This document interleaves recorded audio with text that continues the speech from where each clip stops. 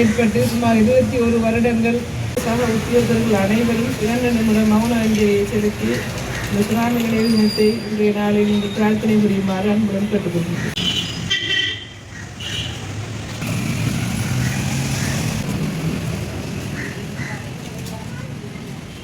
Tsunami நினைவு தினத்தை இன்று பிரார்த்தனையின் மூலம் வெளிப்படுத்தியிருக்கின்றோம். இருந்தபோதும் சுனாமி ஒன்று ஏற்படாத போதும் ஒவ்வொரு வருடமும் ஏதோ ஒரு வகையில் எமது பிரதேசம் அனர்த்தத்துக்கு உட்பட்டு வருகின்றது.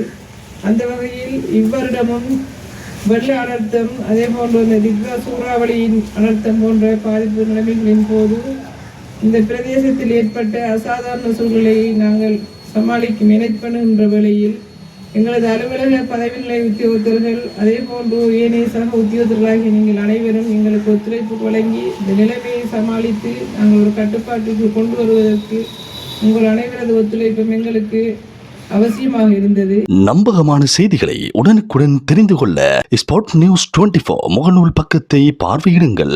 அதுபோல எமது www.spotnews.lk இணையதள பக்கத்தில் முழுமையான செய்திகளையும் பார்வையிடலாம். உண்மையான செய்திகளுக்கு ஸ்பாட் நியூஸ் 24.